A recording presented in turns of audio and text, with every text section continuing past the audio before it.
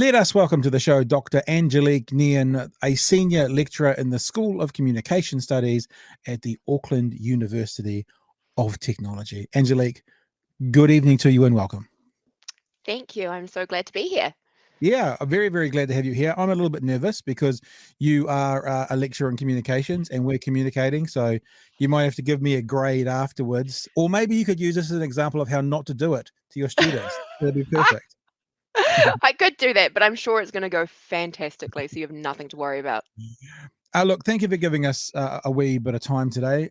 We do cover off all sorts of things in the show, but one of the things we do like to talk about is kind of interesting topics in pop culture. Me and one of my co-hosts, Chewy, we're forever debating Star Wars and that kind of thing. Mm. And when I saw your story pop up, for the love of Thor, why is it so hard for Marvel to get its female superheroes right? I just thought, oh, that's right up our alley.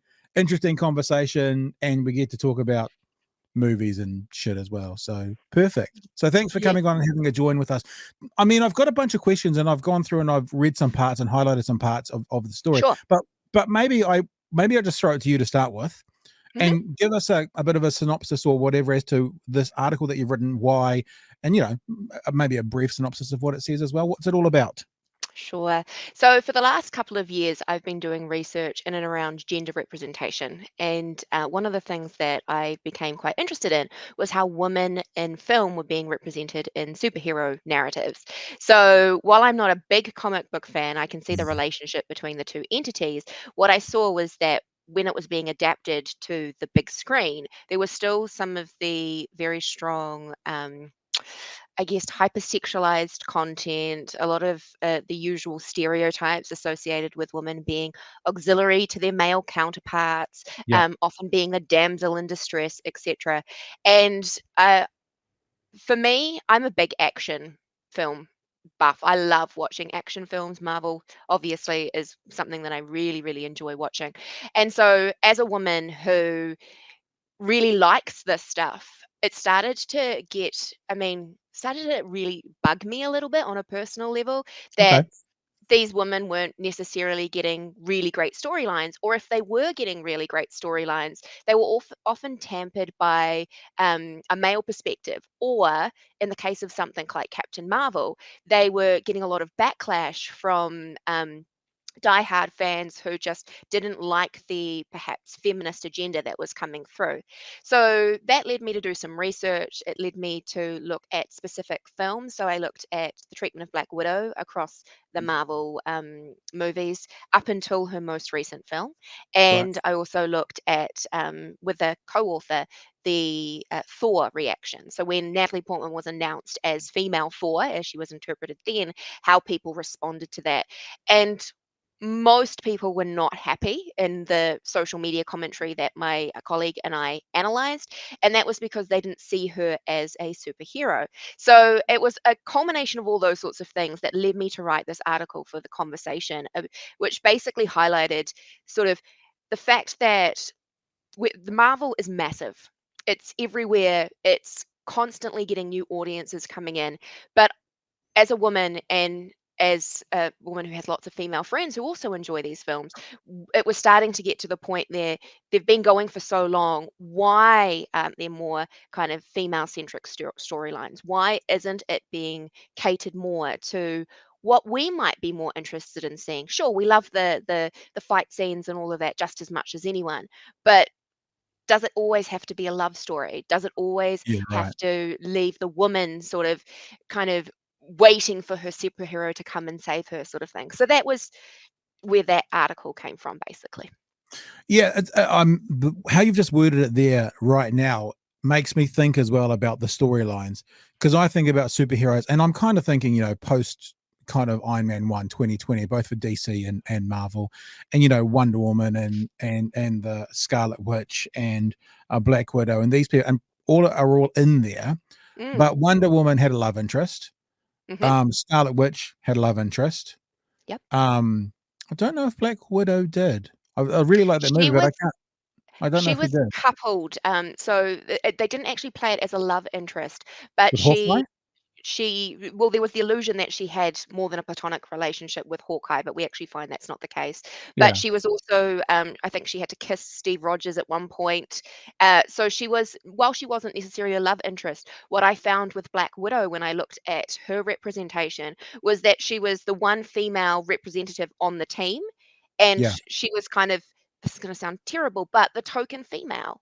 The rest of the team were all dominant male personalities, and she was the, oh, I'm the one who's more concerned about, the friendships and the relation. I mean, Civil War's a classic example. She doesn't take sides necessarily Right. because she doesn't want to be the bad guy. She's the negotiator. She's the feminist perspective there, and that's, I mean, it's just as problematic in some ways as having them as the damsel in distress or the love interest. So you're speaking to a certified moron, right? So just so you're clear on that for some of these questions, how Sure. do we know, and from you as an academic, how do you identify the difference between this character, whoever it is, being the person in the middle trying to keep the peace, and that this character is the female being the person in the middle trying to keep the peace? Like, I guess what I'm saying from an idiot's point of view is how how do we address that it's this character who happens to be a female, or it's this character because she's a female? I think it's because it highlights some of the stereotypical aspects associated with women in general. So they're the where it highlights or it overemphasizes in some case the mothering influence that women are Right. supposed to have, and coupled with the fact that they're clearly aesthetically designed in their outfits, etc., to be the woman, often the hypersexualized woman. It kind of, regardless of whether or not they just want that character to be the negotiating character, it still emphasizes other elements, sorry, that ultimately put the female aspect at the kind of top of all the possible other identities that they could have. So it relies on a lot of stereotypes basically Right. to try and emphasize that actually she's not operating as just a uh, critical voice in situations. She's acting as this overly sympathetic, almost maternal character as the boys are fighting, as a classic example in Civil War. The idea of being hypersexualized, I think you're obviously completely right. All you got to do is hear Scarlett Johansson talking about how they used to have to kind of peel the suit off her. But I'm also thinking, again, from a moron's point of view, what's the Mm. difference between that and say Liam's Hemsworth, who obviously is I mean, a gorgeous man, physical man, and in the latest movie, which I haven't seen yet, apparently naked, in that movie as well. Much mirth and joking made about that by Taika and himself about getting to see his bum during the movie. So again, from someone who doesn't get it, what's the Mm. difference between a hypersexualized female character being, I'll say bad, not your words, and a hypersexualized male character being like, "Woohoo, we saw his bum." Like, you'd never hear that about, if Scarlett Johansson was in the movie, it would be very uncommon to have a director say, "And you guys should thank me for seeing her bum." That would be completely inappropriate. But saying it about Liam Hemsworth, sorry, it's No, kind of it's a laugh. it's Chris. It's Oh, Chris sorry, Hemsworth. Chris. Chris Yeah, Hemsworth. It's kind of they're a laugh. easily, at one point Yeah, Liam was supposed to play Thor, so yeah, I yeah, can yeah. see Sorry, how that sorry. no, But you know it's what I mean? interesting that you yeah, One's inappropriate and one's a bit of a laugh. it's interesting that you should say that because I would argue that they're both inappropriate Okay. because, I mean, while I am disappointed in the representation of women in particular, we are starting to see that that same level of objectification is not exclusionary in the sense that women have kind of become known to be hypersexualized, but we're starting to see that men are as well. So yeah, getting Chris Hemsworth's kid off in those films is kind of akin to the same thing. I would contend that unless it's actually doing something for the storyline, why does it need to be like that? And I Yeah. have seen that film, and while I can certainly appreciate the work that Chris Hemsworth put into looking the way that he did, I'm not going to say that I didn't appreciate it because Yeah. that would be totally inauthentic. What I would say is that I don't necessarily think that it added anything to the storyline. So so what I'm contending is that it's all well and good to have these hypersexualized characters, provided they serve a purpose and that it's not simply we want to attract, a young teenage audience who might quite enjoy watching people get their kid off. That sounds terrible, but you know what I mean. Hey, I've I, got what we do here is there's a little bit of stream of consciousness. I've got like a series of questions here which I haven't touched yet, and if I don't touch them, it's fine. That's kind of how we roll. Because as you're saying that, I've just had this thought pop into my head, and it's off topic for your article, but it's on topic for hypersexualizing male and female. mm, And maybe you can explain this to me. And I think what you're probably going to say is neither example is okay. But I guess what I'm wondering is, why does society find one example okay and one not? I can remember as clear as anything an episode of Ellen, right? Primarily female audience, primarily female live audience as well, having kind of, those kind of Australian strippers coming in who take the gear off and dance and do that kind of stuff, going through the audience, bumping and grinding, and the whole audience is like, whoop, whoop, like this. And I remember seeing that and just thinking, if that was a bunch of female strippers going through the audience doing exactly the same thing, the Twitterverse would explode with disgust. Now, as I said, I kind of imagine you're going to say both aren't okay, but in society, we seem to think huge amount of fun, it's okay. Male strippers, grinding, that kind of, no problems. Female strippers, oh no, we can't oppress, that's wrong, that's sexualizing. What do you have an opinion on that? Why is that? I think that is because women have been oppressed for so Right. long and have had to respond to a patriarchal society for donkey's years, that basically, in order for us to be seen differently, we need to kind of break some of those representations. So that's why you'll probably find that there is a lot more backlash when you see women being like that, because it's kind of perpetuating what we're trying to break about how women should be represented within society. And on the flip side, Mm. I don't think it's great that Ellen was doing that. But at the same time, I can see why, in the sense that it's almost another form of subversion. It's another way of saying, well, for so long, men haven't had to do this, and I'm going to make a point of them doing it for the purpose of the show. Now, whether or not that underlying Yeah. motivation is there, I don't know, because I can't speak to that. But I think that it's almost trying to create the balance to make it sort of seem fairer. If we start exploiting men a bit more in this sexualized way, then does it mitigate the impacts that it's had on women? No, but it almost helps to perhaps justify it, which is in and of itself wrong as well, which is why I would say that both aren't great. But I think that it's because women have had to experience this for so long, and there's been major conscious efforts to try and change that narrative, that is why there would be a great deal more backlash now to Yeah. if that had been the role reversal. What I hear you saying, and then we'll start talking about Thor, Sure. is the pendulum has to maybe swing further one way before it finds its center. And maybe we're That, in that moment at the moment with men versus women. And also, I wonder, as you were talking about it, I wonder if a male stripper, dancer, exotic dancer, whatever the correct term is, still has quite a lot of power amongst a sea of women audience versus a female stripper amongst a sea of men. I wonder if that male stripper still isn't in the same sort of subservient role that the female would be amongst a group of men. I wonder.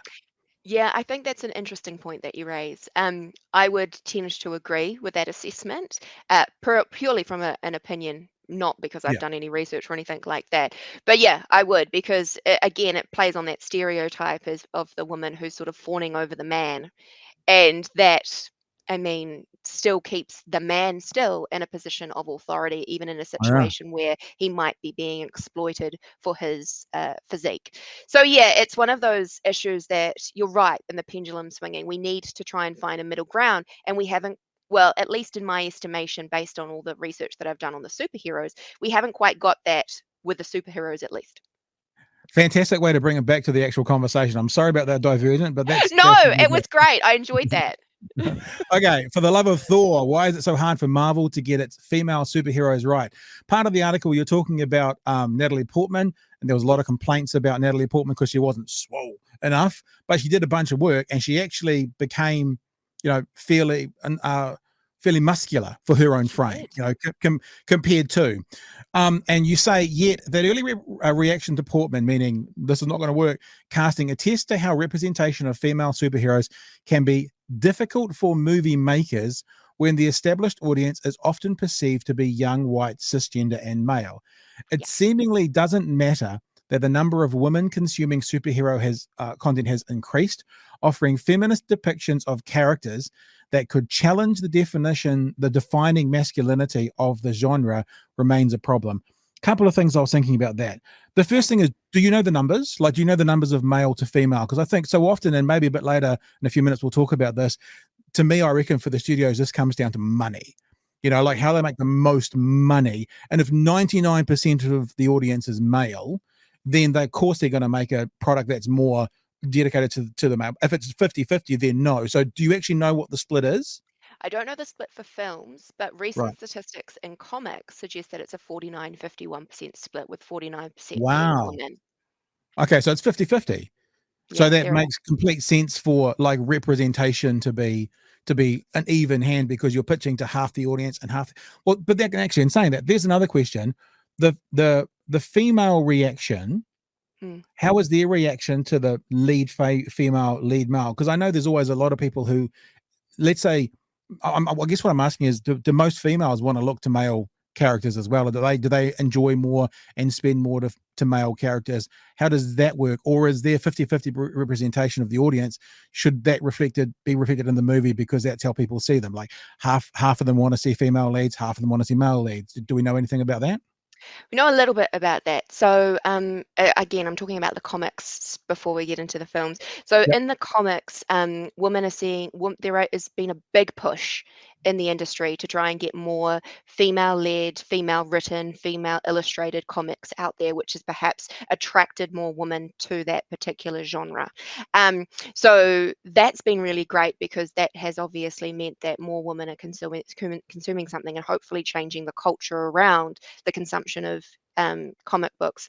In terms of films, I don't know what the read is on exactly the numbers, but when we were doing analysis of people's initial responses to Natalie Portman being appointed, a lot of women in the social media commentary that we were seeing were actually really happy about the fact that they were bringing Natalie Portman back, because they didn't think that she got a great deal last time around, and Right. that it was the scope to get more women in these films and more lead roles. Because one of the things that was observed was that more often than not, the women weren't getting lead positions. That's not to say that they don't enjoy the the male dominated superhero films. That's not, but they want to see more options available to them as well. And if you think about it, they have been few and far between. I had someone, I noticed, comment on the article saying, well, there's lots of women in these superhero films, from Scarlet Witch to Black Widow to Gamora to whoever else. And I didn't comment, but one of the things that I thought was, but that's not representing women's voices, women's stories. Having someone there is not akin to, this is the experience for them. So, bringing it all back to, I think it's a money thing. I Yeah. still think that you can make more money on these sorts of films from a um, a masculine audience. I don't think women are opposed to them in the sense of they're not going to boycott them, but I do think that there is an undercurrent of, we're interested in more, and if you make more, we will come. And if they come from writing teams who are writing for a female audience, you can still be a great film for a man to come and see, just because it's a female lead. That's kind of the general commentary that was coming through from the selection that we explored, which is not extensive, obviously, it's not exhaustive, but Yep. it was enough for us to identify that there was a strong objection to Natalie Portman from diehard fans, often male fans, but there was an undercurrent of women who said, but look, we haven't actually seen her in the role yet. She might actually be a great addition. At the very least, if she's got a storyline that can work for us, that's cool too. As it happens, she doesn't have a storyline that works for them, but that's something else that we can discuss. It's so funny. I mean, it's not funny, haha. It's like interesting, because I look at a storyline for a storyline's sake. So, Wonder Woman's a really good example. That first Wonder Woman film, fucking amazing. Like such a good Mm, film. So enjoyed it as a piece of celluloid, although they don't make it on that stuff anymore. The second Wonder Woman film, hated it with passion, because it was just a terrible film where yeah, it appeared to me that what they were trying to do over at DC is maybe copy what Taika did with the first Thor movie, about having that kind of little kind of comedy in it. It just didn't yeah, work.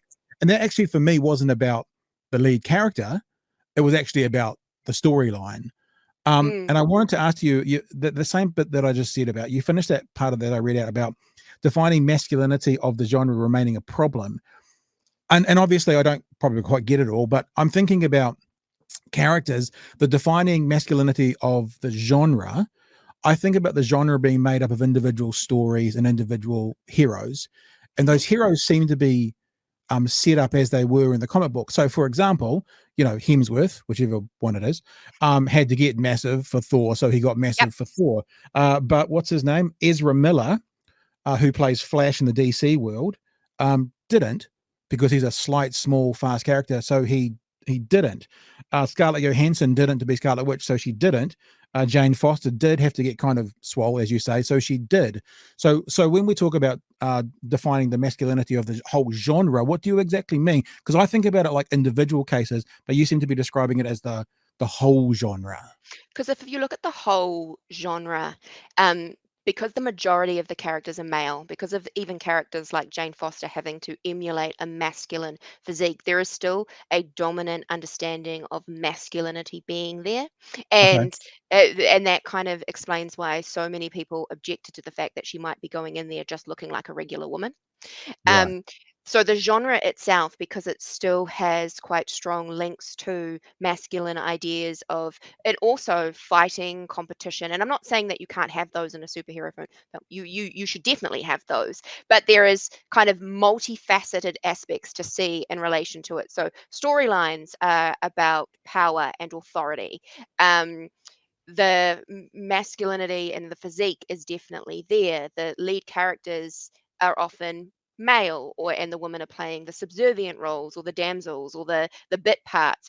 That kind of creates a genre that is predominantly masculine in its ideologies and its ideas. Whereas if you had more female characters, more female storylines, you'd be able to kind of create more of a balance there, as it were. What do you think about general representation when it comes to the sexes as well? Like, I hear a conversation a lot about having representation, right? Mm, And it's kind of, I guess, kind of hard to talk about a superhero world in some levels because it's all make believe.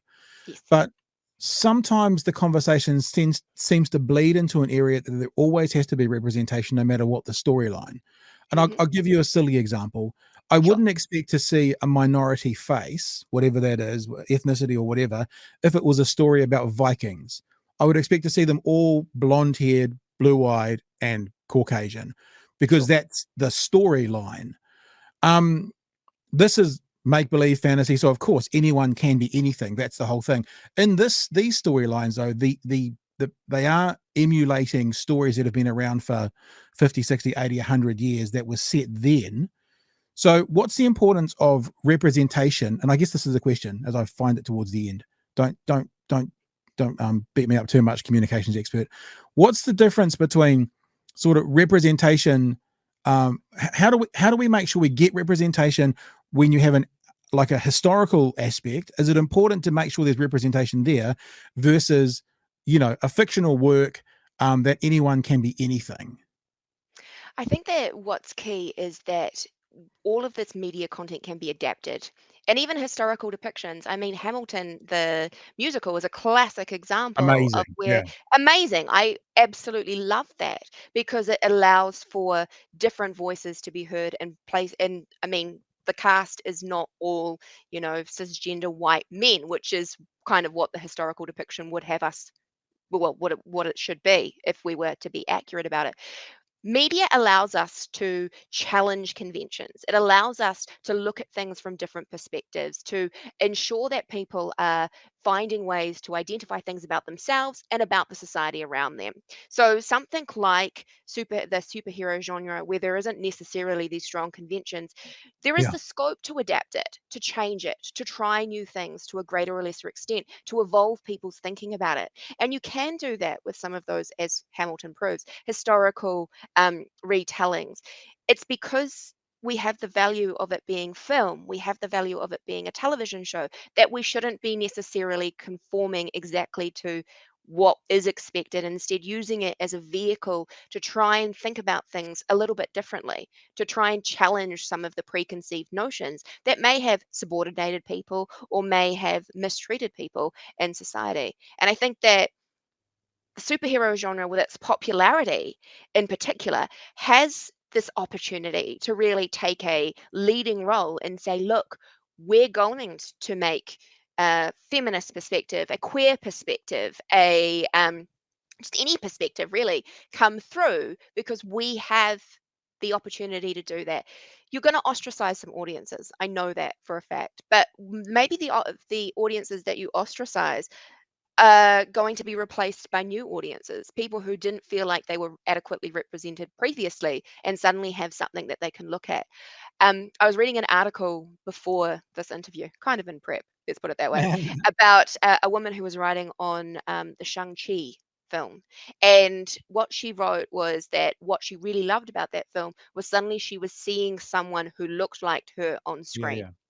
yeah. It's going to attract people if you challenge preconceived notions. And it's also going to create some controversy, which isn't necessarily a bad thing either. It gets people talking and it gets people revisiting some of the ideas in society that maybe are a bit stagnant or a bit in need of evolution. So that would be my response to that.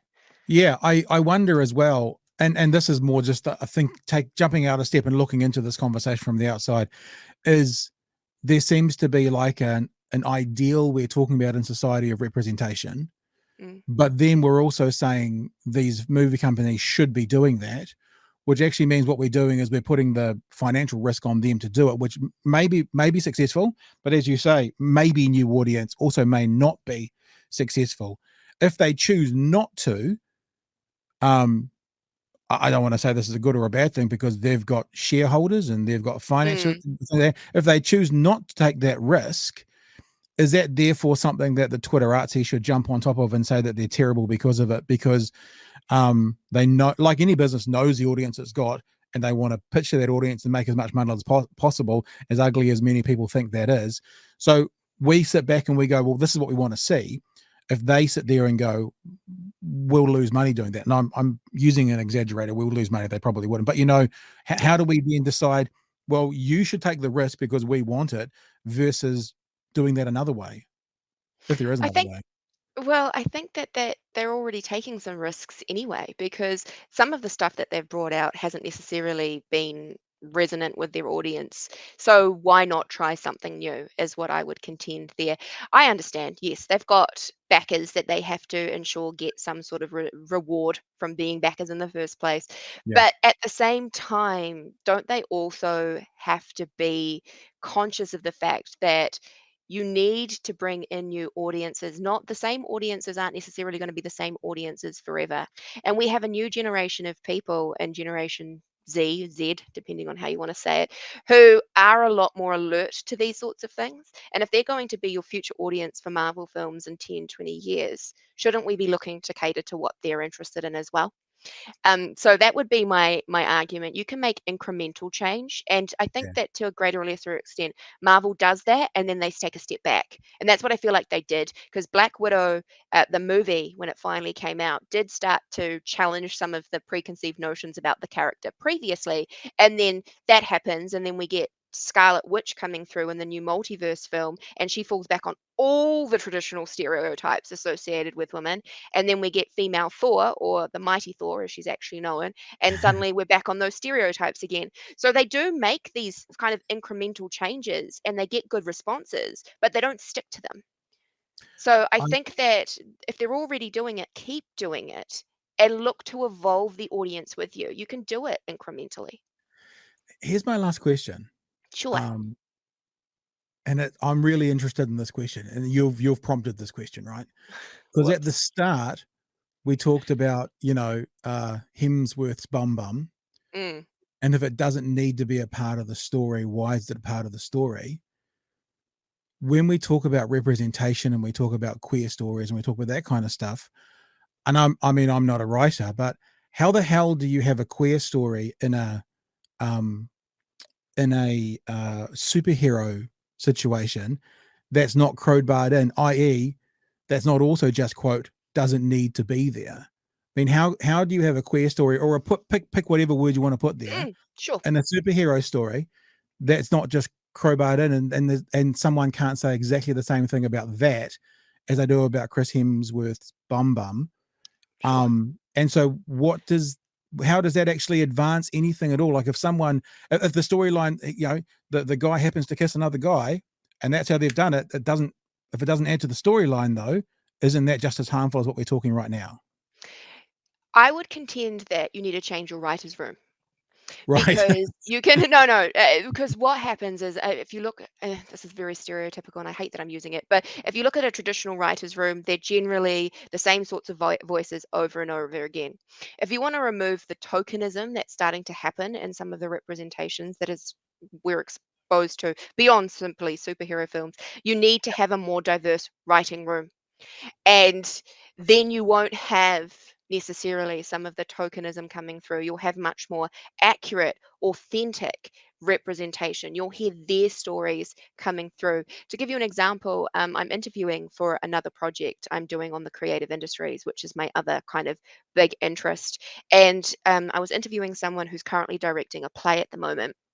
And it's one of those plays that is about getting people to it's got a transgender storyline, and the play is being developed, but because the director wants that level of authenticity and wants to make sure that she is representing the story right for transgender people, she's Yeah. actually brought in consultants, Yeah, of people to course. from the very beginning coming through. What I'm suggesting and what I think should be happening is that, and you part of the thing when you've got a big franchise like Marvel is that bits and pieces are being made here and there. There's no kind of necessarily, there's consistency, but there isn't necessarily flow in the way that there could be if there was more people being brought in of different diverse groups, and also kind of some people already established in there who could negotiate these storylines a bit more c- It's clearly. really, it's really interesting. I mean, we could talk for another half an hour. We're not going to. I'm going to wrap up. But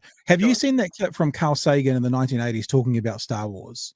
No, I have to be honest. I do like Star Wars, but I'm not that invested, so no, I haven't seen it. It's not about Star Wars necessarily. It's Carl Sagan talking about basically he does have his tongue in his cheek, but he is Mm, basically talking about how Star Wars is racist. Isn't it funny that we go to a galaxy far, far away and all the people are white, and all the people with privilege are white, and all the yeah, subservient peoples are things like Wookiees, and at the end of it, the Wookiee doesn't even get a medal, but the two men do, sort of thing. yeah. And you mentioned accurate and authentic stories around representation. And like, I think about Sean Penn and Milked. Mm, Amazing movie. And the perfect reason, I mean, the reason of his story is about, it's an LGBT story. But then we talk back to your article about superheroes. Superheroes are neither accurate nor are they authentic because it's make believe.